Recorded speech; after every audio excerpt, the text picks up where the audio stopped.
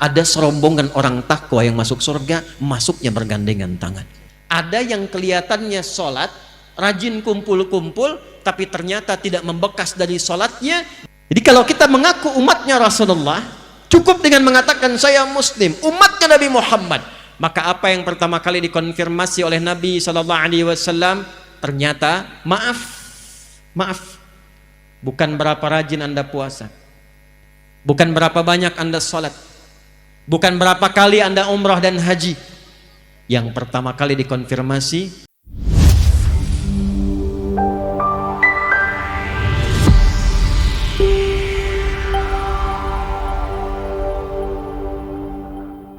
wa ma arsalnaka illa rahmatan lil wa ma arsalna. Kita bahas pakai na-nya dulu. Jika ada dalam Al-Quran kata kerja, kalimat, ayat yang diselipkan menggunakan na, bacanya panjang.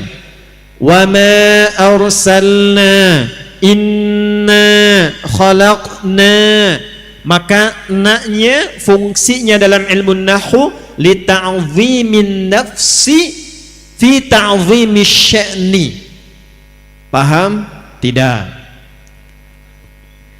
Na-nya fungsinya ingin menunjukkan informasi yang agung, informasi yang istimewa. Saking istimewanya Allah menyertakan keagungan zatnya, ta'zimun nafsi, sampai membawa keagungan zatnya untuk menunjukkan hebatnya, istimewanya, agungnya informasi yang ingin Allah sampaikan. Quran istimewa tidak? Agung tidak? Kenapa agung dan istimewa? Karena turunnya menggunakan na panjang. Inna anzalnahu fi lailatil, sama persis dengan bahasa turunnya Quran, ungkapan yang sama, diutusnya Nabi Muhammad SAW, sama pentingnya dengan diturunkan Al-Quran. Al-Quran turun pakai na, inna, Nabi Muhammad diberikan tugas dan diutus pakai na, wa ma arsalna, dan demi keagunganku, demi keagungan zatku, kata Allah, tidaklah aku mengutus seorang nabi yang teragung. Jadi ketika Nabi Muhammad SAW diutus dan kalimat dalam Qurannya, ayatnya menggunakan na, memberikan kesan nabi ini lebih agung dibandingkan dengan nabi-nabi lainnya, lebih istimewa dibandingkan dengan nabi-nabi lainnya. Adam istimewa, tapi ketika dipilih oleh Allah, kalimatnya cukup menggunakan istafa. Nuh istafa, Ibrahim istafa, keluarganya Imran sampai Isa alaihi salam istafa.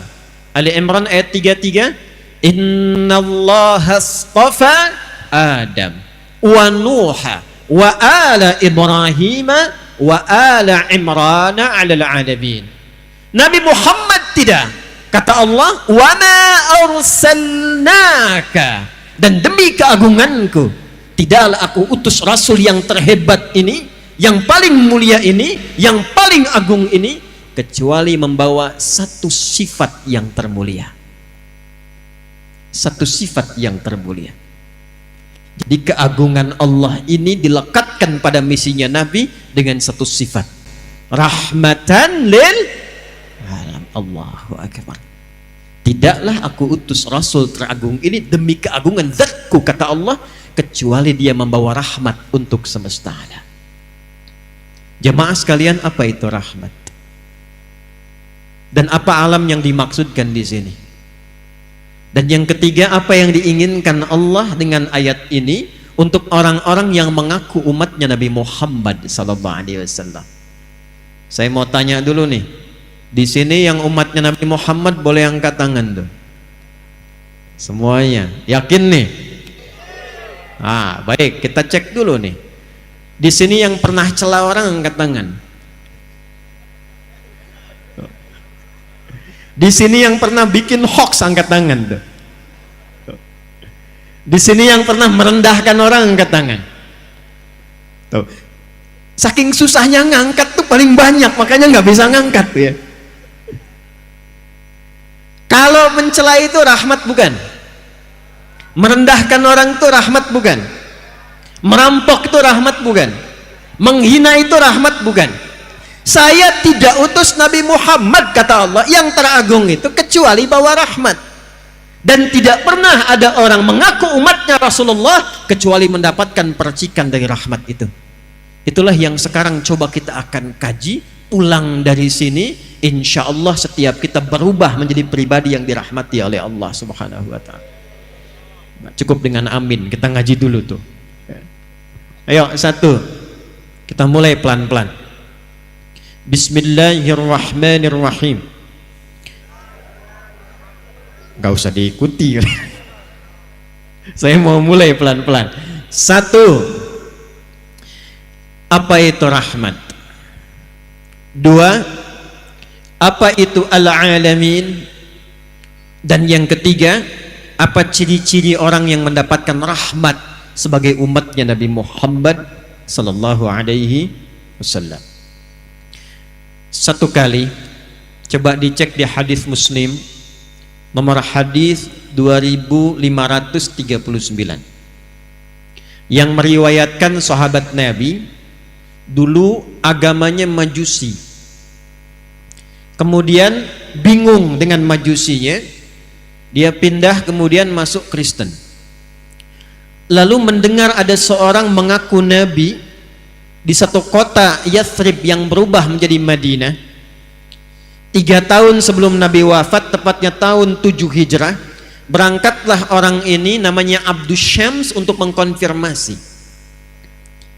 Begitu melihat sosok ini, belum bicara, melihat wajahnya, senyumnya tulus, perhatiannya bagus, menyambut dengan keadaan yang baik, memperhatikan dengan sempurna, pandangan pertamanya kepada Nabi menjadikan pribadi ini langsung jatuh cinta kepada Rasulullah sallallahu alaihi wasallam.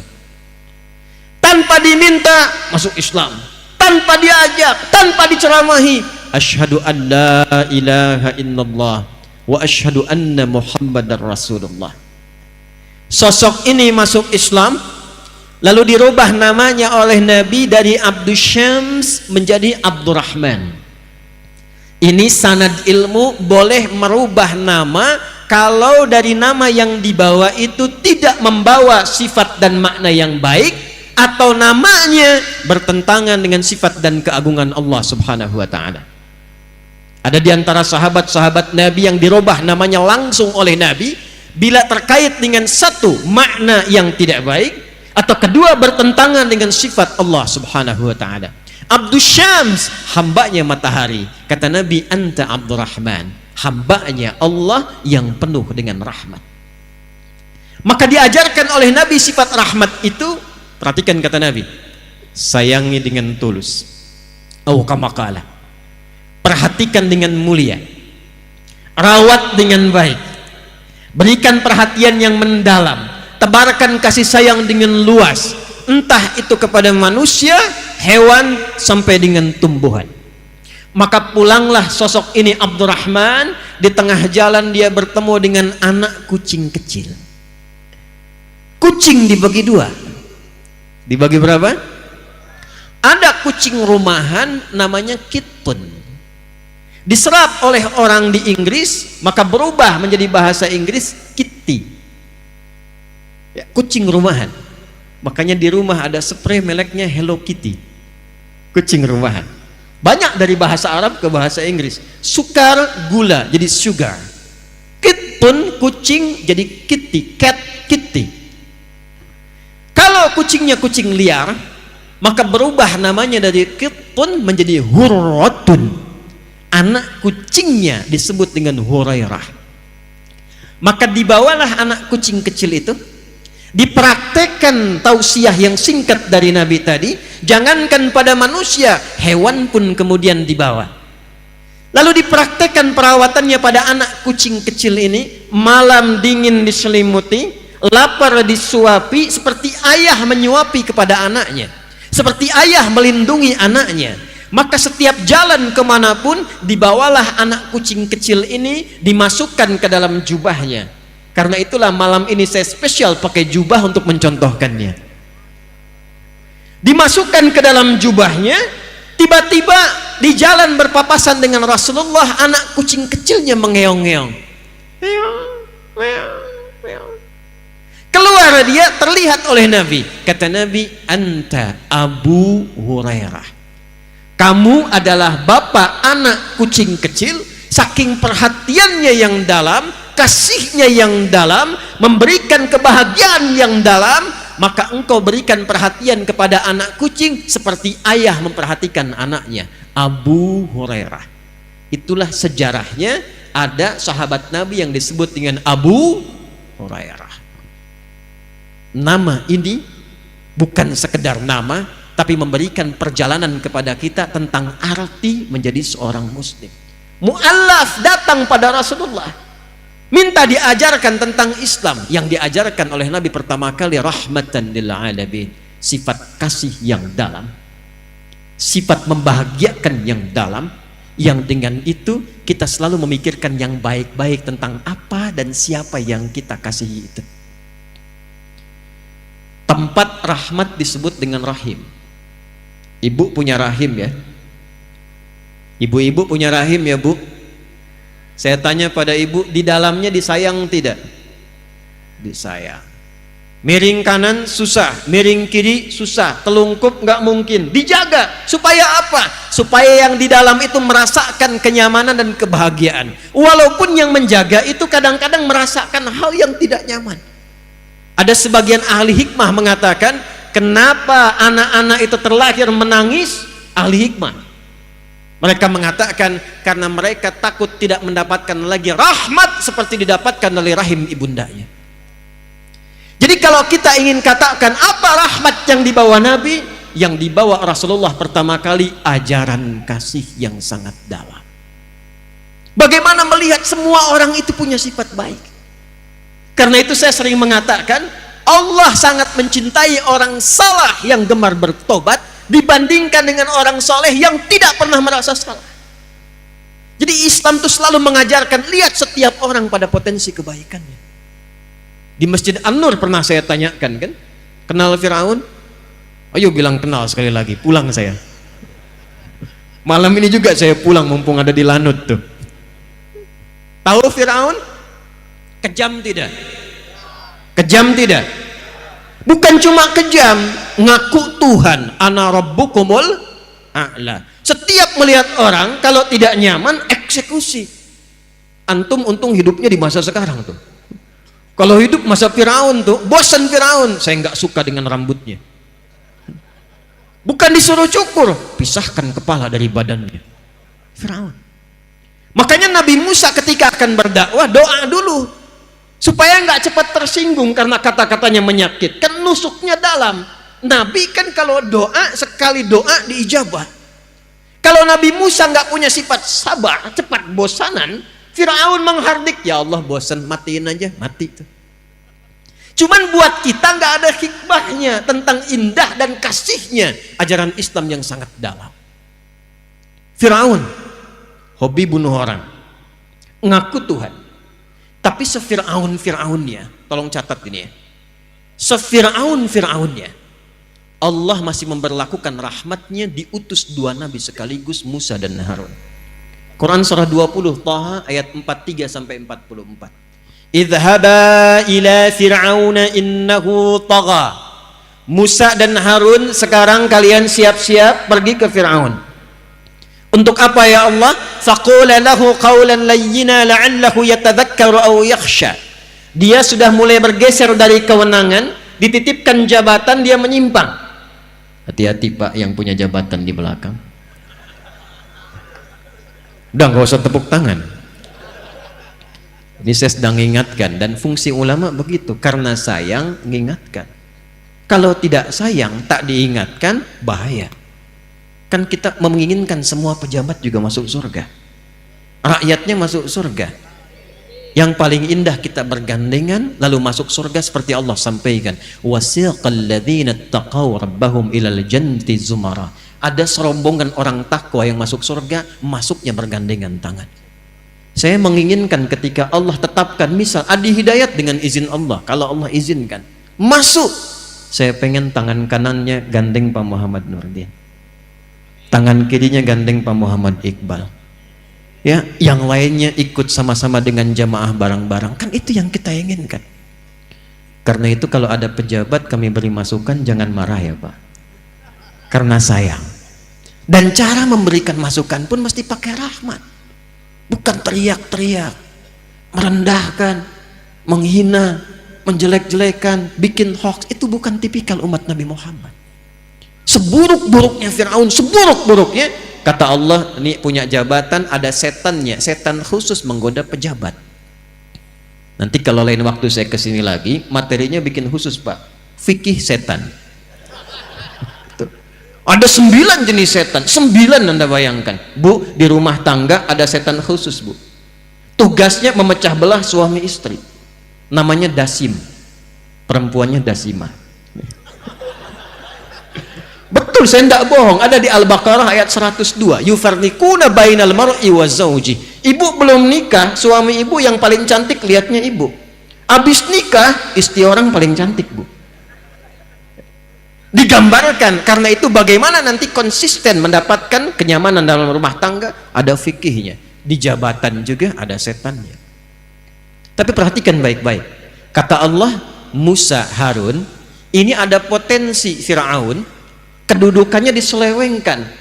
Engkau aku tugaskan, perhatikan baik-baik, bukan ingin menurunkan jabatannya, datang kepadanya, sampaikan dengan lemah lembut, supaya ia kembali pada kewenangan yang baiknya dan memberikan putusan-putusan yang bermaslahat.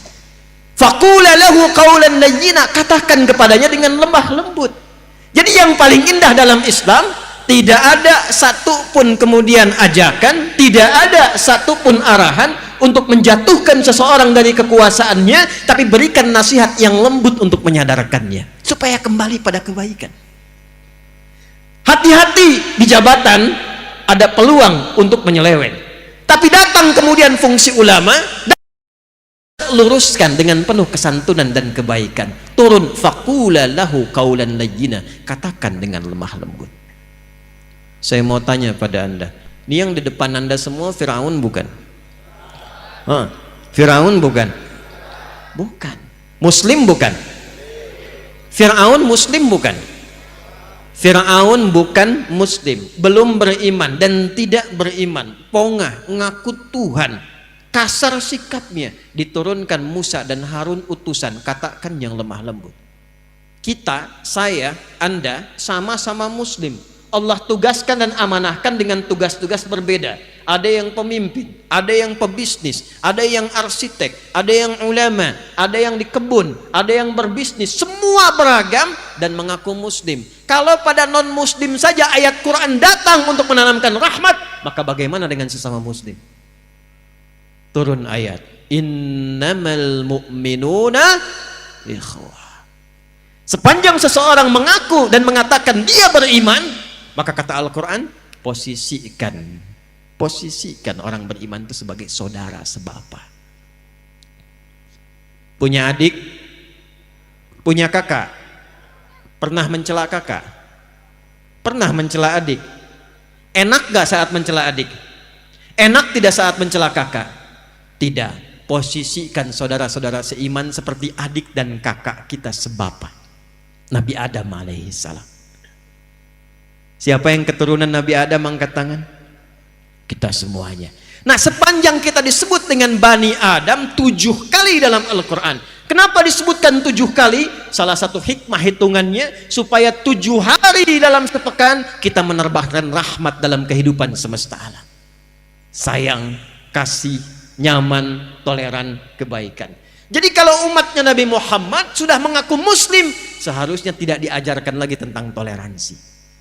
Tidak diajarkan lagi tentang kasih sayang, karena ajaran yang sudah dia anut semua membawa nama kasih dan sayang. Siapa nama Nabi kita? Wa ma arsalnaka illa rahmatan lil alamin. Maka Allah tidak cukupkan dengan nama dan misinya, maka diturunkan nama yang menjadi percikan dari sifat rahmat itu. Pilihannya langsung dari Allah, Muhammad. Ini saya kasih rahasia ya, tapi ini antara kita saja nih, tolong jangan dibocorin ya. Nama Muhammad itu bukan nama pemberian manusia. Mungkin belum banyak yang tahu ini. Nama Muhammad itu pemberian dari Allah Subhanahu wa ta'ala yang diwariskan turun menurun pada setiap nabi yang dilantik menjadi nabi dan rasul. Nabi Isa namanya dari Allah, betul. Yahya namanya dari Allah, betul. Tapi diberikan namanya saat lahir. Muhammad tidak.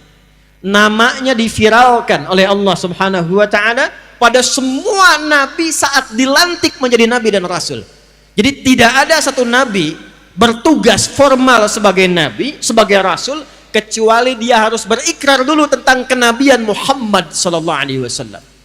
Dan itu didokumentasikan dalam Al-Quran di surah ketiga Ali Imran di ayat ke-81. Wa idh akhadha rabbuka min bani adama min zuhurihim dzurriyyatahum. Perjanjian kita dengan Allah Al-A'raf 172.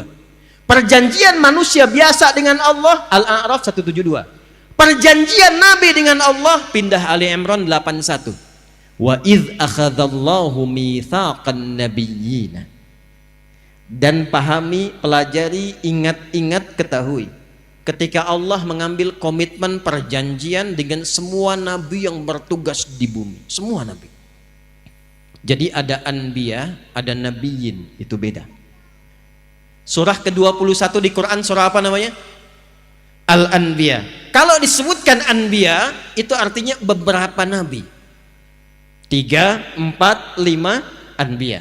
Kenapa disebut surah Al-Anbiya? Karena di dalamnya ada pelajaran tentang kehidupan beberapa nabi. Tapi kalau kita ganti jadi semua nabi yang pernah bertugas di bumi, diurut dari Nabi Muhammad sampai ketemu ke Nabi Adam alaihi salam, semua nabi, maka ganti kalimatnya dari anbiya menjadi nabiyyin. Apa namanya? Nabiyyin. Wa idh akhadallahu mitsaqan nabiyyin. Dan pelajari, pahami, ketahui ketika Allah mengambil perjanjian dengan semua nabi saat dilantik menjadi nabi. Lama ataitukum min kitabin wa hikmatin thumma ja'akum rasulun musaddiqun lima ma'akum latu'minunna bihi wa latansurunnah. Qala aqrartum wa akhadtum ala dhalikum isri qalu aqrarna qala fashhadu wa ana ma'akum minasy syahidin. Kata Allah, aku lantik engkau jadi nabi sekarang, tapi engkau harus komitmen. Bila engkau bertugas bersamaan dengan hadirnya nabi terakhir yang mulia, Muhammad, maka kalian harus menolongnya, membelanya, dan ikut ajarannya. Itu disampaikan oleh Allah sejak nabi pertama bertugas di bumi sampai nabi terakhir dan rasul terakhir Isa alaihi salam. Karena itu nama Nabi Muhammad itu tersebut di semua kitab-kitab yang dibawa oleh semua nabi. Dalam Taurat ada, di Injil ada. Dari mana taunya? Abdul Muttalib, kakeknya Nabi, melakukan perjalanan dengan 3 orang sahabatnya. 1 Sulaiman, 2 Hailullah bin Hajij, ketiga ada yang bernama Himran. 3 orang ini bersama Abdul Muttalib melakukan perjalanan ke Syam. Datang ke Syam, bertemulah dengan seorang pendeta Kristen, rahib pada masa itu. Maka ditanya, kalian dari mana? Kata Abdul Muttalib, kami dari Mekah. Tempatnya di sini, posisinya di sini. Kata pendeta ini, perhatikan baik-baik. Akan datang dari tempat kalian seorang nabi terakhir, nabi yang istimewa, namanya Muhammad. Namanya siapa? Muhammad. Jadi di masa-masa lalu namanya sudah ada, namanya Muhammad. Maka 4 orang ini sepakat kalau nanti mereka punya cucu lahiran, orang pertama yang punya cucu akan diberi nama dengan Muhammad, warisan dari nama yang disampaikan pendeta tadi yang sanadnya tersambung sampai dengan ke atas. Maka ternyata yang punya anak duluan putranya Abdul Muttalib, namanya Abdullah, dan lahirlah dari Abdullah itu, dari rahim istrinya Aminah radhiyallahu taala anha, lahir seorang anak diberi nama siapa? Muhammad. Jadi bukan nama biasa. Pertanyaannya, apa artinya Muhammad? Tuh. Apa kaitan dengan moderat dan toleransi? Apa kaitan dengan rahmat? Muhammad itu bentuk superlatif, sirah mubalaghah dari kata Mahmud. Saya senang bahas nama ini karena dan lalu dengan Pak Kapolda Muhammad namanya tuh. Ya, nanti kita lihat contohnya langsung, termasuk kita deh. Mahmud, jika ada orang punya sifat baik secara sosial, maaf, satu sifat saja, jujur tapi kurang sabar, nah, itu Mahmud. Oh, jangan tunjuk orang Mahmud ente. Satu sifat, konsisten di satu sifat baik, yang lain belum. Tapi kalau Anda ingin gabungkan semua sifat baik secara sosial, sabar, jujur, suka menolong, sopan, lemah lembut, penuh senyum, gabungkan jadi satu sebagai sifat kasih yang dalam dari pancaran rahmat, maka jadikan namanya dari Mahmud menjadi Muhammad. Kenapa Nabi ini disebutkan dengan nama Muhammad? Ingin memberikan gambaran yang sesuai dengan misi yang dibawa. Wa ma arsalnaka illa rahmatan lil alamin. Kumpulan sifat rahmat itu bila diteruskan dalam pergaulan kehidupan kita secara sosial, maka namanya disebut dengan Muhammad. Dan nama itu nggak pernah ada di lingkungan jahiliyah pada masa itu. Abu Lahab ada, Abu Jahal ada, Zaid ada, Usamah ada, Muhammad tidak ada. Jadi ketika diberi nama oleh Allah dengan Muhammad, ingin memberikan kesan, tidaklah Nabi ini bergaul dengan siapapun dalam kehidupannya kecuali membawa contoh kemuliaan dan kebaikan. Balik ke hadis Muslim, nomor hadis 2539 tadi, riwayat sahabat Abu Hurairah. Beberapa sahabat datang kepada Nabi berkata begini, ya Rasulullah, tolong doakan sama Allah supaya mengazab dan melaknat orang musyrik itu, katanya. Udah didakwahin gak mau masuk Islam juga, dibaik-baikin masih ngejahatin juga. Ya Rasulullah, mohon angkat tanganmu, mohon doakan pada Allah supaya mengazab mereka. Apa jawab Nabi? Perhatikan baik-baik. Innama bu'ithtu rahmatan wa ma bu'ithtu la'anan. Aku ini diutus membawa rahmat, aku diutus membawa ajaran kasih, aku diutus untuk mengajar kebaikan, bukan untuk laknat orang. Muhammad. Allahu Akbar, salat depan Ka'bah, ruku. Begitu ruku, datang orang iseng naruh kotoran di punggung Nabi. Kotoran cukup banyak. Saya tanya antum deh ya, kalau sedang sholat ditaruh kotoran di belakang tuh, di punggung kita taruh kotoran, kira-kira kalau kita tahu orangnya, apa respon kita? Oh, ketawa aja, selesaikan. Bangun Nabi, selesai sholat, cukup dibersihkan kemudian dan dimaafkan oleh Nabi SAW. Alasannya sederhana, karena dia naruh kotoran itu bukan karena benci, karena tidak tahu tentang status Nabi. Yang paling tinggi lagi nih, Nabi datang ke Taif. Tahu Taif? Ya, lampu merah sonoan dikit tuh. Ya. Di Mekah diusir, datang ke Taif, sekampung Taif diprovokasi satu orang. Anak-anaknya keluar, remajanya keluar, dewasanya keluar, dia bawa batu lempar Nabi. Sampai perisai hidupnya Zaid, ya, anak adopsinya Nabi itu sudah terluka parah. Dibawa Nabi mundur, istirahat di bawah pohon, datang dua malaikat penjaga gunung. Ini nggak tanggung malaikat nih. Kata dua malaikat ini, ya Rasulullah, mud yadaika ilas sama au kama qala. Ya Rasulullah, angkat tanganmu ke langit, mohonkan kepada Allah saat ini, kami tidak senang melihat engkau cedera dan dilukai oleh mereka. Ya Allah, mohonkan ya Rasulullah, minta pada Allah supaya kami diizinkan mengangkat dua bukit di Taif untuk menghimpit mereka yang telah menzalimi Nabi sallallahu alaihi wasallam. Apa jawab Nabi? La fa innahum qaumun la ya'lamun. Tolong jangan lakukan. Mereka itu belum tahu saja. Bukan karena benci dengan saya, cuman karena belum tahu. Yang belum tahu bukan disakiti, yang belum tahu diberitahu.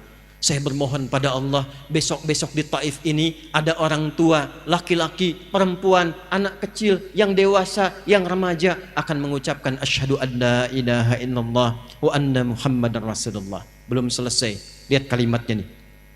Ilahi ila man takiluni am ila qaribin yu'limuni au ila ba'idin yu'dhini fa ana radin. Mapat ini, kemana lagi engkau akan perjalankan aku? Apakah tempatnya dekat dari sini dan aku dilempari lagi, ataukah masih jauh tapi aku akan disakiti lagi? Aku ridha ya Allah sepanjang yang marah bukan engkau kepadaku. Tidak ada daya kekuatan kecuali atas rahmatmu ya Allah. Setelah keluar kalimat itu, maaf, itulah kemudian yang menjadikan Allah mengundangnya lewat peristiwa Isra dan Mi'raj. Rahmat bila dipraktekan, maka pemilik rahmat, Rahman dan Rahim itu akan mencurahkan semua karunia-Nya untuk mengangkat hambanya. Ini kalau nyampaikan ini seringkali berhenti saya ceramah. Tapi penting untuk kita ketahui betapa rahmatnya Rasulullah kepada kita semuanya. Sampai Jibril mengatakan kalau disebut nama Muhammad, nggak sholawat yang dengar itu, keterlaluan orang itu. Shallu ala Nabi. Ini riwayat memang perlu diverifikasi tapi dalam. Tadi masih hidup, sekarang saat sekaratnya di ujung wafat. Dalam pangkuan Sayyidah Aisyah, dibawakan kemudian sebaskom air oleh Fudail anaknya Abbas radhiyallahu taala anhuma. Yang kita ketahui berwudu kemudian sholat wafat di pangkuan Sayyidah Aisyah. Ada satu riwayat yang kalaupun kita perlu verifikasi, perhatikan baik-baik. Datang Jibril sebelum wafat, memalingkan wajahnya. Nabi bertanya, "Wa kama qala wa kama hadatsa?" Ya Jibril, kenapa berpaling? Kata Jibril, "Saya tidak ingin melihat kekasih Allah dicabut nyawanya." Nabi mengkonfirmasi, apakah akan terasa kematian itu? Padahal Nabi sudah tahu, karena ilmu kan disampaikan oleh Allah pada Nabi. Hanya ingin mengonfirmasi satu bagian yang akan didengar oleh umatnya di Riau ini. Perhatikan baik-baik. Kullu nafsin dha'iqatul, setiap yang bernyawa pasti akan merasakan kematian itu. Tiba yang terpikir apa? Bukan dirinya, bukan sakaratul mautnya, yang difikirkan saya, Anda, kita saat ini. Lalu beliau mengatakan, "Ya Allah, kalaulah diperkenankan, Engkau timpakan seluruh rasa sakit yang dialami oleh umatku dalam sakaratul maut itu, timpakan kepadaku saat ini supaya umatku nanti tidak ada yang merasakan lagi sakaratul maut." Timpakan kepadaku saat ini. Kurang sayang apa lagi? Makanya malaikat Jibril itu paling sebel kalau ada orang disebutkan nama Rasulullah, setidaknya dia bersalawat. Ini tidak bersalawat, kata malaikat Jibril, raghima anfu rajulin, keterlaluan orang itu. Karena saking dalamnya rahmatnya. Dan yang paling menarik, ternyata ciri-ciri umat Nabi Muhammad SAW yang mengaku umatnya Rasulullah, yang pertama dia dapatkan setelah berislam sebagai pancaran dari semua ibadahnya itu adalah mendapatkan percikan rahmatnya. Mendapatkan percikan apa?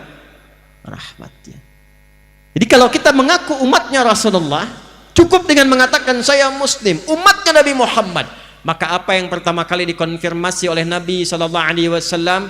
Ternyata maaf, bukan berapa rajin Anda puasa, bukan berapa banyak Anda sholat, bukan berapa kali Anda umrah dan haji. Yang pertama kali dikonfirmasi, berapa mulia Anda mempraktekkan hasil ibadah itu melalui akhlak dan kasih sayang dalam kehidupan. Yuk kita contohkan hadis sahih, hadis Muslim. Maaf ya, ada orang datang kata Nabi di hari kiamat. Ini cepet aja nih pakai terjemahan. Dia membawa pahala rajin sholat. Ya'ti yaumal qiyamati bi sholatin, rajin sholat. Hati-hati nih kalau saya sampaikan dari Nabi, berarti akan kejadian nih. Rajin sholat. 2 wasyamin, rajin puasa. 3, wa zakatin, rajin zakat. Wa ya'ti qad syatama hadza. Cuman sayang kata Nabi, dia datang rajin sholat, rajin puasa, rajin zakat, tapi saat yang sama ternyata membawa dosa, rajin mencela orang lain. Wa qadzafa hadza, rajin menuduh orang lain. Wa daraba hadza, rajin bertengkar dengan orang lain. Sama-sama muslim, sama-sama sholat, tapi senang mencaci satu dengan yang lainnya. Sama-sama ngaji, ngajinya Quran, sunnahnya sunnah Nabi Muhammad SAW, tapi sama-sama rajin menuduh. Ada yang begitu sekarang? Ayo jawab, kenapa diam? Ada tidak? Ada tidak? Yang paling dahsyat tuh yang terakhir tuh, wasafaka dama hadza. Ada yang kelihatannya sholat, rajin kumpul-kumpul, tapi ternyata tidak membekas dari sholatnya, dan dia menumpahkan darah membawa nama Islam di dalamnya. Tembak orang, Allahu Akbar, bom orang, Allahu Akbar, dan tidak dibenarkan dalam syariat. Dan itu kejadian. Ini seringkali saya bahas ya, untuk tidak pernah berulang. Insya Allah tidak akan kejadian lagi di negara kesatuan Republik Indonesia. Ya. Pak Kapolda, Pak Iqbal itu waktu kejadian bom di Jalan Tamrin itu, buar meledak itu, Bu. Saya itu sedang di Lampung, Bu. Itu jamaah instruksi angkat tangan. Ustaz, apakah bom di Jalan Tamrin termasuk jihad fisabilillah? Saya bilang, Mas, sependek pengetahuan saya, jihad fisabilillah itu jihad di jalan Allah, bukan di Jalan Tamrin. Kata Nabi akan ada umat yang aneh-aneh begitu tuh. Nah kalau ada yang begitu, itu berarti belum berhasil sholatnya. Karena orang kalau sudah sholatnya benar itu, yang pertama dikonfirmasi itu bukan berapa panjang rukuknya, bukan berapa panjang sujudnya, tapi yang dikonfirmasi oleh Allah, innas sholata tanha anil fahsya'i wal. Itu. Apa itu fahsya? Keburukan yang bersumber dari syahwat, pornografi, porno aksi, LGBT, kata-kata jorok, kata-kata kotor. Jadi kalau ada orang sholatnya benar, tidak akan pernah terlibat dalam pornografi. Kalau ada orang sholatnya benar, tidak akan melambai. Bukan di sini nih ya, bukan di sini nih. Jakarta sono ada yang tangkap sama polisi, terima kasih itu. Malam-malam kena razia. Nama siapa? Nia, Pak.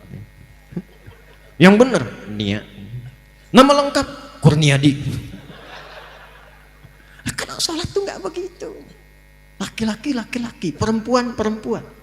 Ya, hati-hati. Jangan sampai Anda sholat ternyata diperiksa di handphone yang dibawa dalam sholat gambar-gambar yang tidak elok. Itu fahsya, Joni. Itu fahsya. Jadi nggak mungkin ada orang sholat melanggar ketentuan sholat, keluar dari rahmat, berbuat fahsya. Itu mustahil. Zina, fahsya. Selingkuh, fahsya. Betapa banyak sekarang orang ketangkap karena selingkuh. Paling sebel begitu masuk ke pengadilan pakai kerudung. Begitu ditangkap pakai peci. Ya. Dan ini yang pertama kali dikonfirmasi. Orang sholat itu pasti pancaran pertamanya rahmat. 2, mungkar. Keburukan yang diingkari oleh hati, sumbernya maaf, nafsu perut dan akal. Menipu, mungkar. Bikin hoax, mungkar. Berselisih, mungkar. Merampok, mungkar. Membunuh, mungkar. Korupsi, mungkar. Yang dicek oleh Allah pertama kali konfirmasinya, sekali lagi, bukan berapa panjang Anda rukuk dan sujud, berapa banyak Anda menebarkan rahmat selepas sholat.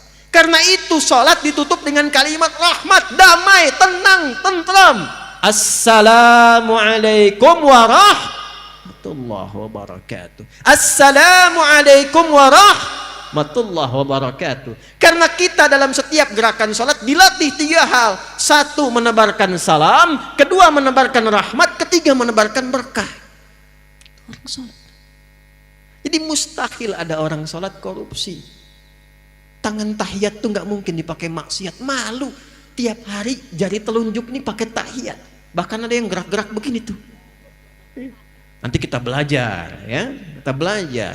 Jangan dikit-dikit bid'ah, dikit-dikit salah ntar ya. Ya, kita belajar. Intinya tangan tahiyat, telunjuk pakai sholat tahiyat. ada yang lurus, ada yang begini, ada yang gerak-gerak, dipakai sholat. Apa enggak malu telunjuk ini digunakan maksiat? Dia tipe sekda tuh ya, teman-teman yang lain. Lagi ada proyek, tawaran datang, orang mengatakan, Pak, ini kan ada renovasi, kami ikut Pak, Bapak tunjuk langsung fee-nya 10 miliar. Oh. Mau Pak? Karena beliau udah ngaji, beliau jawab, maaf ya, ini telunjuk saya telunjuk tahiyat, tidak akan saya gunakan untuk maksiat. Masya Allah. Ya. Ya, tapi namanya setan. Dia nggak kenal putus asa. Antum bari takbir aja digoda. Udah baca belum hadisnya? Kalau belum sholat semua fokus. Tapi begitu anda takbir kata Nabi, setan datang goda orang sholat, namanya khanzab tuh. Kata Nabi, dia tanamkan semua hal yang tidak ingin diingat jadi ingat. Anda kan tadi pas takbir isya udah beda kan? Ini ustadznya bener ada nggak gitu kan? Tadinya nggak begitu, jadi begitu takbir muncul semua. Artinya apa? Setan kadang melampaui itu. Tolak.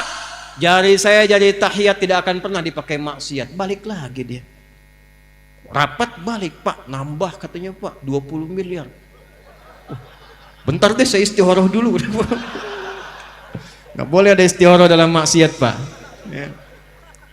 Istihoroh. Nah itu perilaku itu ada. Apa yang terjadi? Jangan main-main tuh. Hadis Muslim standar kedua dalam sahih di bidang hadis, Bukhari dan Muslim sahih.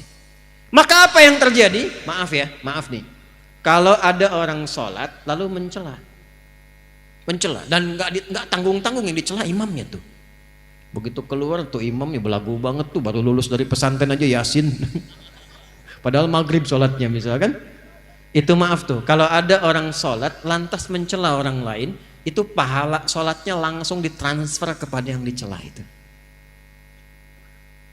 Jadi Masya Allah tuh, enak tidak dicela, pengen ditransfer.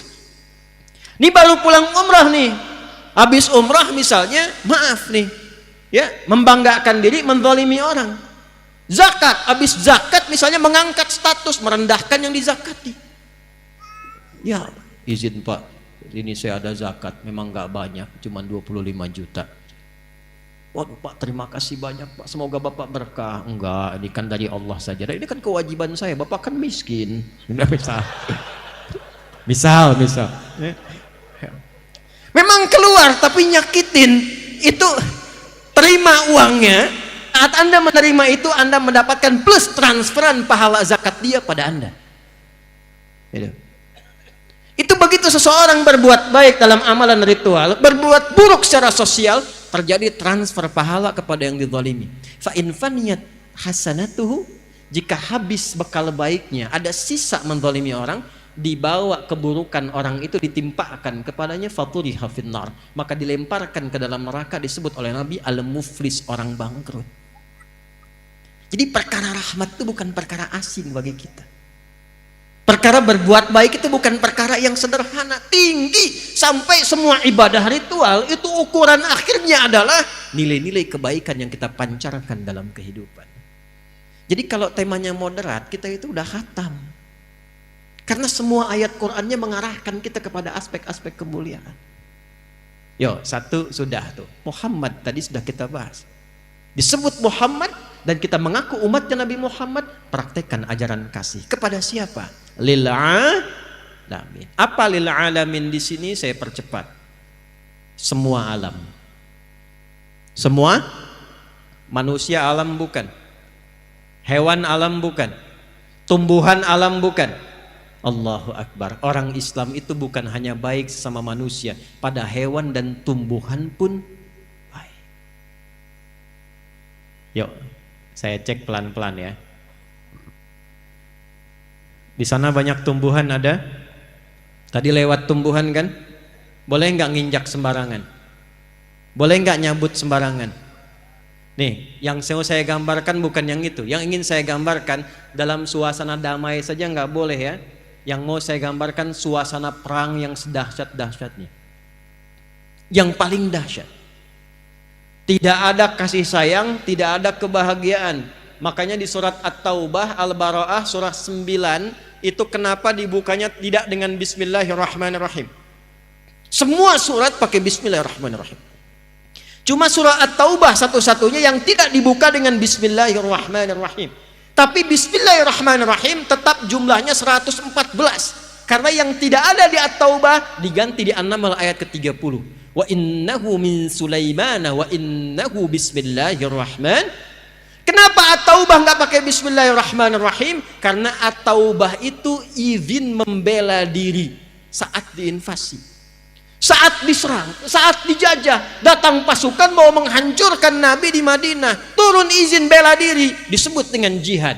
Tapi karena dalam jihad praktek militer itu ada peperangan, tak ada rahmat Allah, tak ada kasih sayang dalam perang, maka tidak dibuka dengan Bismillahirrahmanirrahim.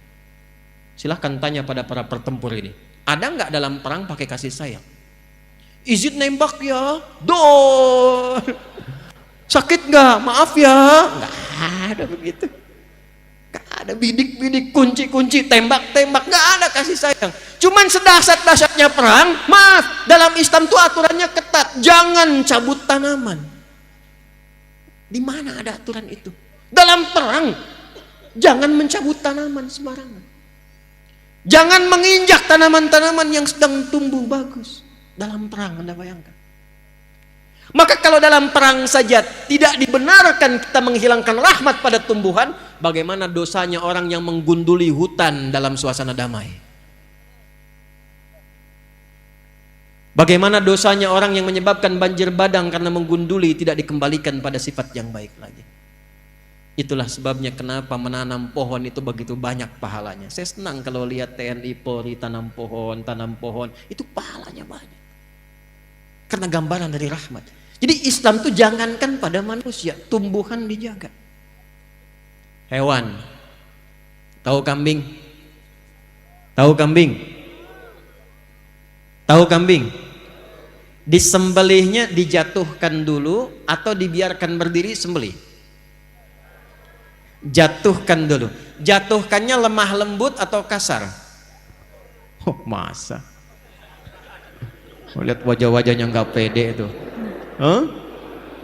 Lihat dalam Islam sampai diajarin zikirnya. Teman-teman tinggal buka YouTube, klik ya cara menenangkan kambing sebelum disembelih. Itu ada, tutup dengan telinga ke matanya, bacain depannya, tidur kambingnya. Kalau sapi, bacain tenang, jatuhkan lembut, jatuh sendiri. Dalam Islam cuma diajarkan. Yang paling hebat, tajamkan pisaunya sebelum penyembelihan. Kata Nabi, tajamkan pisaumu supaya tidak menzalimi hewan yang akan disembelih itu. Dan dipastikan sekali tarik selesai, bukan digorok-gorok begini. Dan hebatnya, tajamkan pisaumu dan tidak dilakukan di depan hewannya. Awas Idul Adha tuh, jangan sampai terjadi diasah depan kambingnya. Sabar ya, ini bentar nih, paling sebentar klik habis. Ini saya lihat ada aja habis disembelih, kepala kambingnya kasih rokok. Mana oknumnya sini tuh? Itu menghilangkan rahmat. Anda bayangkan hewan. Dan betapa banyak ada orang dapat ampunan Allah karena hewan dan dapat azab karena hewan. Pernah dengar ada seorang perempuan, maaf Bu ya, bukan ibu yang di sini nih. Ya.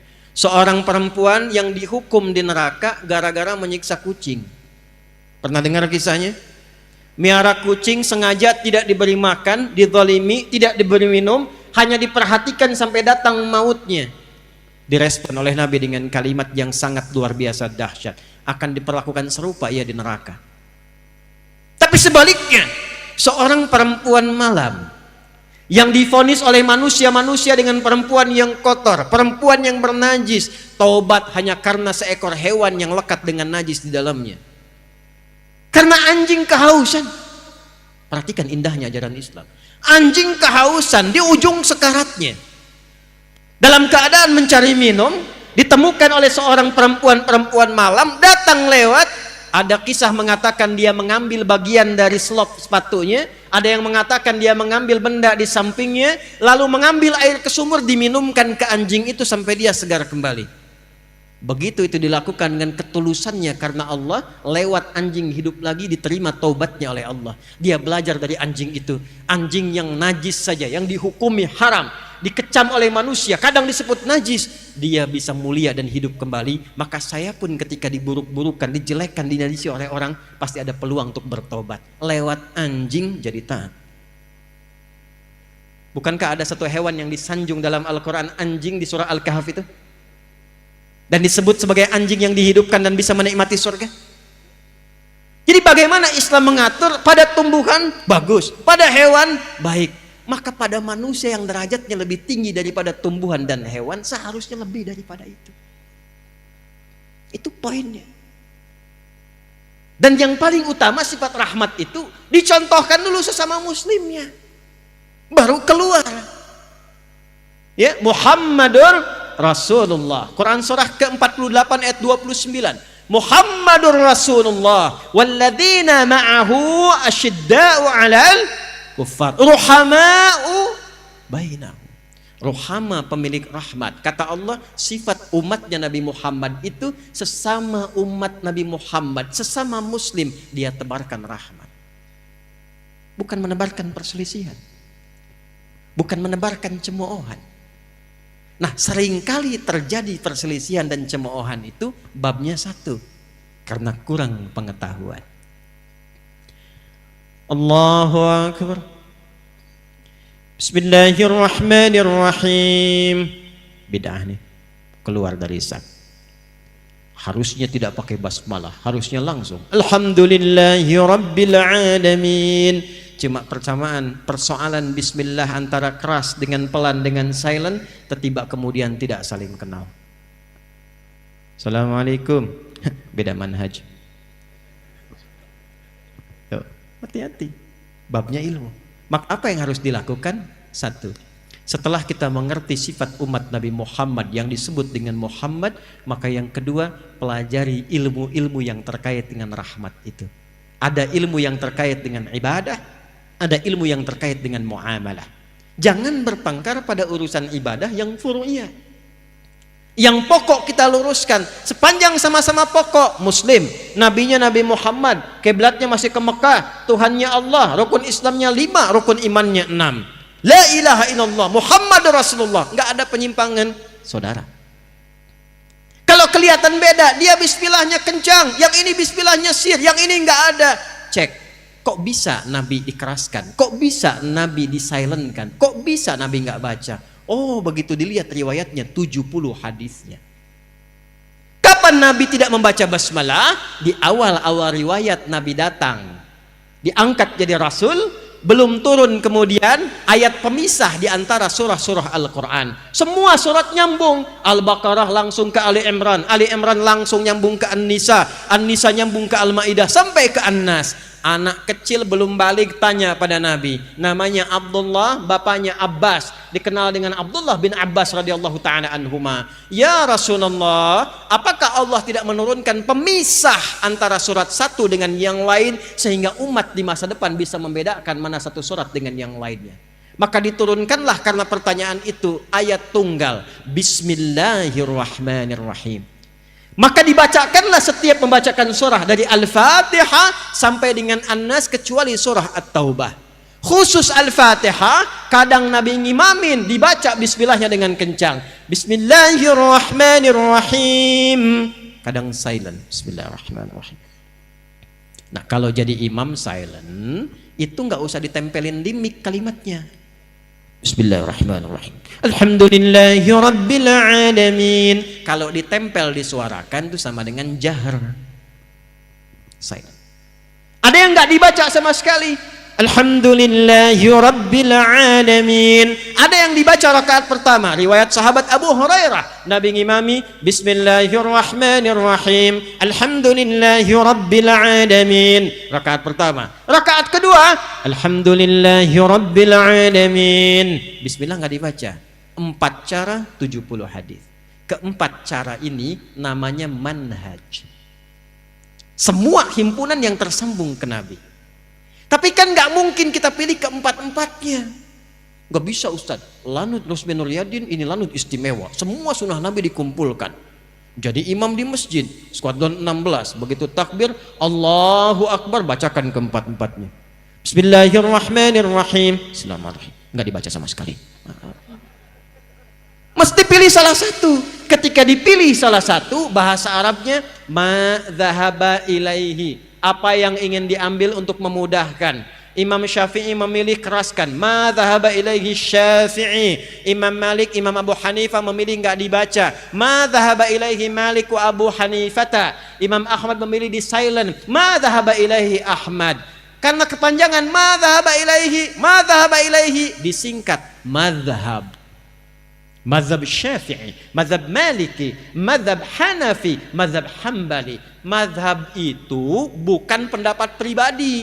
Mazhab itu pilihan yang tersambung, itu jalurnya ke Nabi SAW. Karena nggak mungkin dibaca keempat-empatnya. Jelas? Jadi nggak ada hubungannya termasuk dengan NU dan Muhammadiyah. Bismillahirrahmanirrahim. NU nih. Bismillahirrahmanirrahim. Alhamdulillahi Rabbil Alamin. Muhammadiyah. Karena saat ayat itu turun, Muhammadiyah, NU belum lahir. Ini penting nih saya kasih tahu nih. Saya 2010 tugas di Mekah, Pak. Ya, nyambut jemaah haji pertama, Isya. Jadi begitu masuk, samping saya persis jemaah pertama. Imam saya sudes. Istau. Dalam hati kita bilang kan udah tahu. Takbir tuh.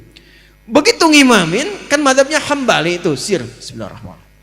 Alhamdulillahi Rabbil Alamin. Itu komen jamaah pertama samping saya, iki imamnya Muhammadiyah ya. Muhammadiyah cabang Masjidil Haram tuh. Ke sana tuh. Yang perlu kita bangun itu kesamaannya. Karena pendirinya pun bersaudara. Pendiri Muhammadiyah Kiai Haji Ahmad Dahlan. Nama aslinya Muhammad Darwish. Mendirikan Muhammadiyah 18 November 1912. 14 tahun kemudian saudara beliau juga dari jalur berbeda bersaudara. Namanya Kiai Haji Muhammad Hashim bin Asy'ari, mendirikan Nahdlatul Ulama tanggal 31 Januari 1926. Itu dari nasab bersaudara, belajar bahkan pada guru yang sama sebelum ke Mekah, di Kiai Haji Soleh Darat di Semarang. Berangkat ngajinya di tempat yang sama. Ngaji di Syekh Ahmad Khatib Al-Minangkabawi atau As-Sambasi, ada yang mengatakan demikian. Ngaji di Syekh Nawawi Al-Bantani. Kemudian satu memperdalam di Turath, lalu mengarang 19 kitab. Ya, dari mulai Adabul Alim wal Muta'allim, Risalah Ahlussunnah wal Jamaah, kemudian An-Nurul Mubin fi Mahabbati Sayyidil Mursalin, 19 kitab. Itu saya baca, saya pelajarin, saya hafalin tuh. Yang satu lagi mempraktekkan isi kitab, pulang-pulang dipraktekkan. Ini baca, ara'aital ladzi yukadzibu bid-din, fadzalika alladzi yad'ul yatim wa la yahuddu 'ala ta'amil miskin. Langsung praktekkan, bikin panti yatim. Panti yatim bikin rumah sakit. Jadi dakwah yang satu di aspek praktikal, yang satu pada teori klasikal. Itu kalau digabungkan sempurna, kuat, kokoh, dan jadi penopang bagi NKRI kita. Itu yang kita harapkan. Jadi ketika yang satu mengaji, yang lain ikut. Kenapa yang ini baca ini? Pelajari ilmunya. Dengan paham ilmu itu bertambah wawasan kita. Oh, mengerti kita. Kalau ini kunut, ini dalilnya. Kalau ini tidak kunut, ini dalilnya. Imamnya yang kunut, yang belakang kata Syekh Ibnu Shalih Al-Utsaimin, mufti Saudi Arabia yang telah wafat. Syekh bin Bas, mufti Saudi Arabia yang telah wafat. Mazhabnya Hambali, kata mereka berdua, kalau ada imamnya kunut, kita bermakmum, dan kita tidak kunut, imamnya kunut, ikut imam, aminkan. Allahumma hdina fi man hadait, amin. Wa'afina fi man afait. Kalau ada imamnya tidak kunut, yang di belakang biasa kunut, bermakmum di belakang imam dan imamnya tidak kunut, ikuti dan tidak perlu sujud sahwi. Jelas? Jika depan imamnya kunut, aminkan, jangan baca yang lain-lain. Allahumma hdina fi man hadait, bid'ah. Enggak selesai-selesai. Ulama sudah menyampaikan hukum, yang salaf sampai yang khalaf, yang dulu sampai yang sekarang. Mereka hafal Quran, hafal hadis, hafal riwayat, hafal sejarah, keluarkan hukum. Kunut boleh, tak kunut boleh. Jadi imam kunut ikuti, imam tak kunut ikuti. Selesai masalah. Antum dari wajah udah kelihatan, imam bukan, ulama bukan, hafal Quran setengah juga enggak. Tuh kan, baca masih belepotan, hadis pakai terjemahan. Ya, sejarah enggak tuntas. Lalu bisa memberikan fatwa, cita-cita masuk surga, ente siapa? Bawaannya ribut terus. Yang kunut benar, yang tak kunut benar, yang salah yang tidak sholat subuh. Gitu. Paham? Jadi bab ilmu itu sangat penting. Ini bab ibadah. Jadi mulai sekarang saya minta, saya mohon, ngajinya yang tuntas. Kalau bisa tingkatkan kualitas. Kalau takbir sampai salam saja, betul, bagus, sah sholat, pahala dituliskan. Tapi barokahnya sholat kita nggak dapat. Apa barokahnya itu? Membuat kita semakin lebih baik. Saya ulang, membuat kita semakin lebih baik. Jadi kalau kita cuma takbir begini, Allahu Akbar, tahu ilmunya, bacaannya sampai dengan salam, tapi tidak mengerti apa yang kita bacakan, maka untuk mempraktekkan salam rahmat dan barakah, Assalamualaikum warahmatullahi wabarakatuh, Assalamualaikum warahmatullahi wabarakatuh, nggak dapat kita. Pahala dituliskan, prakteknya minim dipraktekkan. Itu yang menjadikan orang sholat lisannya masih kasar, orang sholat tangannya masih berbuat maksiat satu-satu. Kalau besok-besok saya sholat, contoh nih, maaf ya, maaf, angkat tangan begini apa maksudnya? Kenapa mengucapkan Allahu Akbar? Kenal Abu Bakar enggak? Bagus. Abu Bakar itu satu-satunya sahabat Nabi yang kalau takbir, baru takbir itu langsung nangis. Makanya waktu Rasul tunjuk jadi imam, beliau katakan, ya Rasulullah jangan saya ini orangnya perasa, takutnya malah enggak khusyuk, makmumnya nanti sulit ikutin saya. Kata Nabi, udah kamu ini banyak protes imam. Kenapa? Karena beliau berusaha memahami bacaan yang dibacakan. Lihat baik-baik. Allahu Akbar. Angkat tangan ke belakang, buang urusan dunia ke belakang, jangan bawa-bawa dalam sholat. Ini yang menyebabkan seseorang sering tidak khusyuk dalam sholat, karena dunia dibawa dalam sholat. Lisannya Allahu Akbar, tapi maaf dalam sholatnya handphone Hu Akbar. Allahu Akbar, tang ting tung ting tang ting tung tang ting tung, batalin sholatnya, angkat, halo, bentar lagi sholat. Jauhkan, buang dunia, pasrahkan. Tapi yang penting apa? Anda, saya, kita berikrar dalam sholat, ya Allah, hanya Engkau yang paling agung, yang aku agungkan. Tapi dalam kehidupan, bahkan sebelum sholat, kadang aku merasa agung dibanding yang lain, sombong dibanding orang lain, merasa paling berilmu, merasa paling punya uang, merasa paling punya kedudukan. Padahal dalam sholat pun bisa Engkau wafatkan saat ini, ya Allah, aku taubat, ya Allah, aku taubat. Makanya setelah takbir langsung dia mengatakan, Allahumma ba'id baini wa baina khatayaya kama ba'adta bainal masyriqi wal. Nah, ya kecil di ujung khatayaya, ya kecilnya itu ngaku salah. Kalau dalam bahasa kitanya gini, ya Allah, aku ini mengagungkan Engkau, mengatakan Engkau yang paling tinggi, tapi aku ngaku salah, ya Allah, aku banyak salahnya.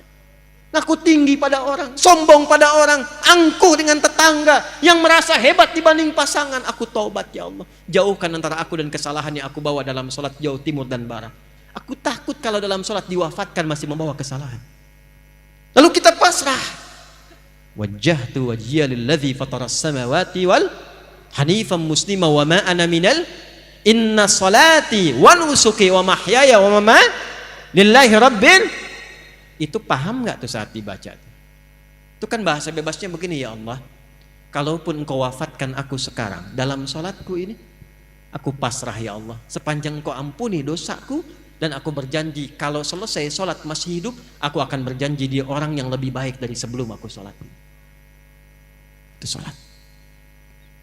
Terakhir sekarang, sholat selesai, sesama muslim sudah baik, belajar ilmunya. Apakah yang tinggal di Pekanbaru ini orang Islam saja? Ada non muslimnya tidak? Ada non muslimnya tidak? Perhatikan tuntunan Nabi. Kalaupun dalam kehidupan kita beribadah, jangan pernah memaksa. La ikraha lakum dinukum, ibadah masing-masing. Tapi ketika diatur hubungan muamalah, interaksi sosial dalam kehidupan, di pekerjaan, bertetangga, berkebun, Anda menemukan di dalamnya bukan hanya orang Islam tapi non-Muslim, maka hukumnya berlaku universal bersama-sama. Diatur dari yang paling kecil sampai yang paling besar.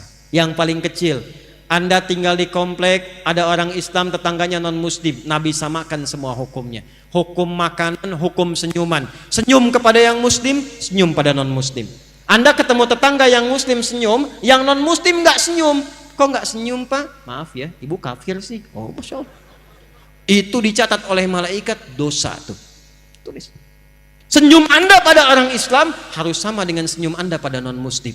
Jika ke orang Islam senyumnya 100%, pada non-Muslim senyumnya 100%. Izin komandan. Hati-hati nih. Di TNI, di Polri, Jati, di pengadilan, mohon izin, di kantor-kantor, nggak semuanya orang Islam. Mesti adil. Kalau memang yang layak promosi jabatan non-Muslim, promosikan. Kalau yang layak yang Muslim, promosikan. Tapi tanamkan nilai-nilai kebaikan, nilai-nilai keadilan, sehingga ketika ditanya, dan terima kasih, bukan terima kasih, Islam yang mengajarkan saya untuk bersikap adil dalam tugas saya. Ketika itu dilakukan, maka dia kenal Islam. Kalau kemudian kenal dan memahami lantas mengucapkan asyhadu an la ilaha illallah wa asyhadu anna muhammadar rasulullah, itulah pahala yang melekat pada amanah kedudukan. Pada Anda yang tidak punya kedudukan tapi bertetangga, Allahu Akbar. Ingat hadis ini, siapa yang masak makanan baunya sampai ke tetangga, maka bagilah tetangga itu walaupun hanya hafal yang ini nih kuahnya. Jadi ini biasa masak sop ayam, ayamnya dia makan, kuahnya dikasih tetangga. Tetangganya tanya, kenapa kami dikasih kuah? Hadis Nabi, Pak. Ini korban terjemahan nih. Maksud Nabi, nanti besok-besok itu orang banyak kreatif bikin bumbu-bumbu. Memang yang dimasak itu cuma, maaf sekali, singkong, tapi bumbunya bumbu rendang. Diambil dari Bukit Tinggi, bikin rendang singkong. Bumbunya rendang, yang dimasaknya apa? Bagi tetangga supaya nggak salah persepsi. Dikiranya memang betul rendang, ternyata rendang bagi. Tapi hadisnya belum selesai. Saya pengen tanya, apakah Nabi pernah mengatakan kalau tetangga Anda Muslim saja? Tidak. Nggak ada redaksinya begitu. Makanya ratakan.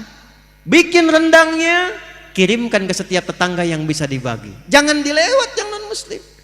Yang Islam bagi, Pak Haji bagi, Bu Haji bagi, Bu Ustadz bagi, tetangga biasa bagi. Tiba-tiba pastor keluar, Pak kayaknya enak rendangnya. Emang sih Bapak sih salah, tokoh kafir. Enggak boleh. Dosa tuh.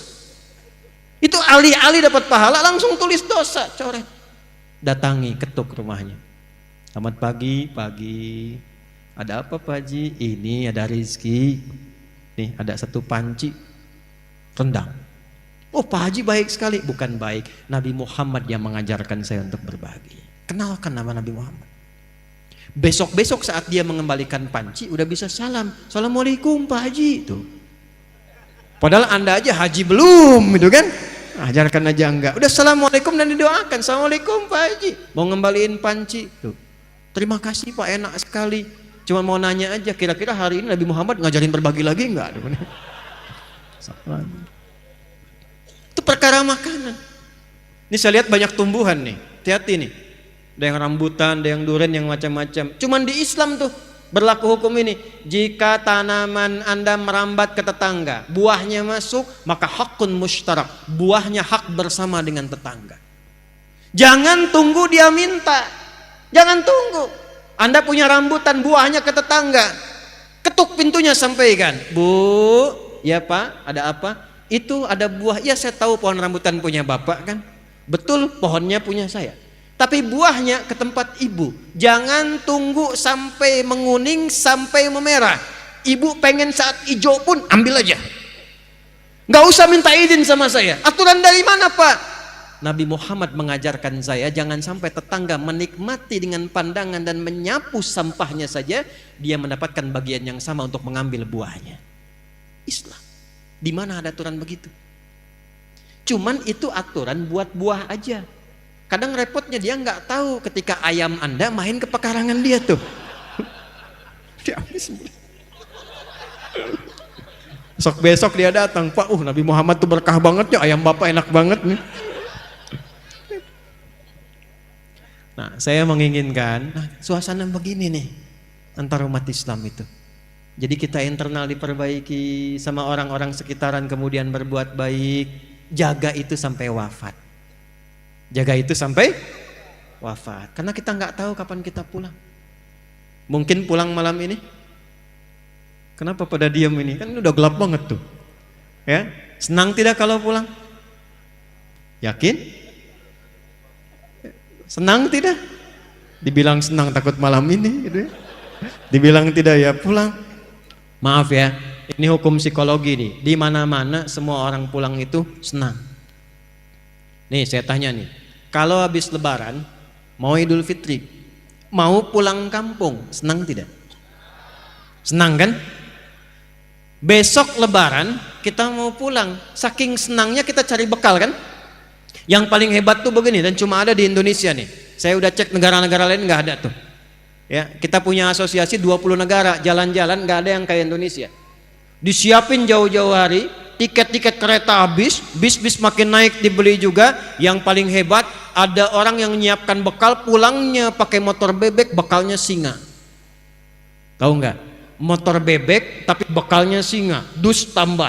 Begitu lewat dus pelepah pisang, tambah lagi satu lagi. Kumpulkan banyak. Kenapa? Ketika saya tanya, karena Ustadz saya senang mau pulang. Dan saking senangnya dia tuliskan di belakang pakai kardus, dia tulis dekat knalpotnya itu, sayang aku pulang. Lalu dia telepon ke kampungnya, aku pulang hari ini. Yang di kampung Allahu Akbar, chat rumah karena ada yang mau pulang. Disediakan makanan, yang nggak ada diada-adakan. Yang paling klasik, maaf, yang luarnya itu kaleng biskuit isinya rengginang. Saya nggak sebut nama karena endorse. Kaleng biskuit isinya rengginang. Tasik banyak ya Bu ya. Itu paling banyak. Kenapa? Karena senang ada yang pulang. Jadi setiap pulang itu biasanya senang. Kalau siap bekalnya. Itu poinnya. Saya tanya waktu satu kali, kenapa Anda nggak pulang mudik? Nggak ada bekal Ustaz. Sifat pulang senang kalau ada bekal. Kalau sedikit bekal, tak ada bekal, tak siap pulang. Jadi setiap disebutkan pulang, semua senang. Ini saya konfirmasi lagi nih, kalau malam ini kita pulang, senang nggak? Udah punya bekal? Maka materi yang kita pelajari malam hari ini, bawa dan terapkan, tobat dulu malam ini. Dengan tobat gugur semua dosa insya Allah.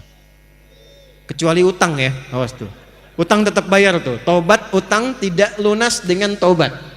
Ya, yang buruknya hilang, yang utangnya lunasi.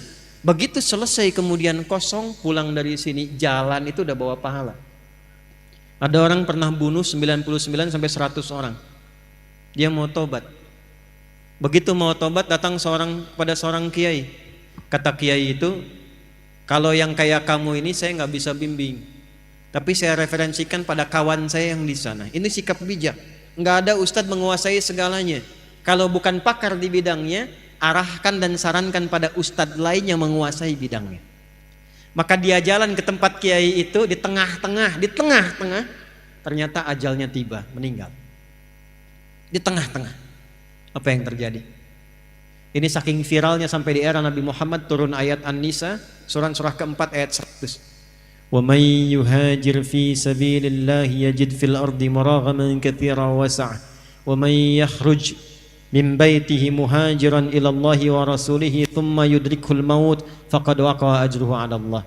Siapa yang bertekad merubah dirinya lebih baik, kalau dia masih ada ajal hidupnya, maka oleh Allah akan dilimpahkan ketenangan. Jadi kalau mau berubah jadi baik, bukan dunia dulu yang dikasih, bukan materi, bukan pangkat dulu, diberikan ketenangan di hatinya oleh Allah supaya menerima kebaikan. Setelah itu baru dilimpahkan, kedudukan tambahkan, harta tambahkan, ilmu tambahkan. Tapi kalau dia ingin berubah tiba-tiba wafat di pertengahan, maka jalan kakinya itu menggugurkan dosa-dosanya. Tobatnya diterima, tapak kakinya dihitung sebagai amalan baru. Maka orang tadi yang pernah membunuh 100 orang, maaf, Dia meninggal di pertengahan jalan ke majlis ilmu untuk mengaji, di tengah-tengah belum sampai belajar, meninggal di tengah. Allah perintahkan catat amalannya untuk menggugurkan dosanya, dan catat tapak pertama kakinya untuk mengantarkan dia ke surga. Ada yang pernah bunuh orang di sini? Gak apa-apa, mumpung ada Kapolda di depan. Ada yang pernah bunuh orang? Gak ada. Maaf ya, Anda belum pernah bunuh orang, belum pernah berbuat keburukan seperti orang tadi. Sudah sampai ke tempat ini mengaji, sudah belajar, dapat materi, dapat ayat, dapat hadis. Tinggal tobat, pulang, tunggu ajal menjemput, selesai. Kalau belum dengan semua ini yang Allah berikan, belum mampu membuat kita berubah, dengan cara apa lagi dikumpulkan oleh Allah untuk diberikan hidayah? Dan yang datang ini kan dipilih. Siapa yang meminta Anda ke sini? Saya hampir nggak kenal Anda semua, nggak kenal saya. Walaupun guru saya mengajarkan. Saya punya kiai mengajarkan begini, nah kalau kamu ngajar, tatap wajahnya satu-satu. Tatap. Nanti saat malam bangun tahajud, berdoa, bayangkan wajah-wajah itu. Kamu taubat, lalu mintakan ampunan dan kasih sayang Allah untuk semua yang ngaji, yang pernah ngaji dengan kamu. Dan minta sama Allah supaya yang disampaikan merasap ke hati mereka. Mintakan kebaikan kepada Allah. Saya tidak kenal dengan Anda pada umumnya, tapi yang terpilih hadir di sini, Anda siapa yang menggerakkan? Bukan karena Adi Hidayat gak ada apa-apanya. Kalau bukan Allah yang berkehendak, mustahil Anda pengen datang dari jam 4. Ada yang bilang jam 2. Datang duduk-duduk nunggu, siapa yang menggerakkan? Kalau bukan Allah sayang pada bapak dan ibu, menggugurkan dosa, mengangkat derajat, untuk apa dikumpulkan kita duduk sampai malam hari ini? Bertakwalah kepada Allah, karena waktu pulang itu tidak kita ketahui. Bisa jadi Anda duluan, saya belakangan, bisa. Atau keadilan Allah terjadi, diputar. Saya belakangan, Anda duluan, mungkin. Salah ya? Ya, ini saya kasih motivasi yang terakhir nih. Maaf, sampai jam berapa kita ini? 12, 10 ya. Nah, silakan etikap sampai jam 12. Saya habis ini selesai. Lihat sini. Ini kisah sering saya viralkan di berbagai tempat untuk motivasi. Saya sering nyampaikan cerita, bukan ngarang-ngarang. Ini kisah asli. Ada seorang kakek tua. Sudah pasti kakek tua ya. Tinggalnya di daerah Pasar Rebo ke atas. Pekerjaannya sederhana, bukan pejabat, bukan orang kaya, tapi orang yang sangat viral di lingkungan langit. Itu bahasa singkatnya begitulah yang saya bahasakan. Dari mana bisa menyimpulkan demikian? Ini kakek cuma jagain musola di daerah, di desa. Tapi tiba-tiba datang orang Qatar ke tempat itu dan mengatakan, saya ingin merenov musola ini supaya menjadi lebih besar dan bagus. Saya cuma tanya pada Anda, tolong pikirkan tuh, di mana orang Qatar, dari Qatar ya, Qatar bukan Tanah Abang tuh, ya. Dari Qatar datang ke Pasar Rebo, ke kampungnya ke atas, bertemu dengan kakek itu dan mengatakan, saya pengen renov musola ini dan Anda yang harus merawatnya. Perhatikan cara Allah memuliakan seorang hamba. Sepakat kakek itu direnov. Begitu jadi dimaksimalkan mengerjakan amanah itu. Yang ngepel, yang ngelap, yang bersihkan, yang azan, yang qomat, yang imamin kakek itu. Yang luar biasa. Kamis nih, sama persis nih kita malam Jumat Kamis, ba'da asar. Beliau setelah menunaikan tugas sedang puasa, nunggu-nunggu buka. Berkhidmatnya di rumah Allah, bekerjanya karena Allah, hidupnya dimuliakan Allah, diwafatkan pun dalam keadaan terbaik, hari baik, sedang puasa di rumah Allah ba'da asar. Cuman tiduran di karpet dan cara wafatnya indah, merem-melek, nunggu buka, meninggal. Ya ayyatuhan nafsul mutmainnah, pulang. Ketika dia berniat mendekat kepada Allah, diwafatkan di tempat dia bertugas dalam keadaan termulia, mengenakan pakaian terbaiknya, sedang ada di rumah Allah, selepas dia sholat, sedang berpuasa, nunggu berbuka, tidurnya enak banget, merem-melek, meninggal. Tuh hati-hati belakang tuh, saya lihat ada yang merem-melek tuh ya. Lihat itu. Maka saya mau katakan setelah ini kita berdoa, pulang ke tempat masing-masing, istiqomah di jalan Allah. Ya, sama Allah dekati sholat yang baik mulai sekarang. Perbaiki di keluarga, jangan Anda bahagia-bahagia tenang duduk ternyata di rumah belum selesai. Sama istri masih saling cemberut-cemberutan, sama anak belum selesai, selesaikan. Pulang dari sini islah. Dengan tetangga selesaikan. Supaya tugas kita selesai saat pulang nyaman. Terakhir, untuk teman-teman di TNI, di Lanut ini khususnya.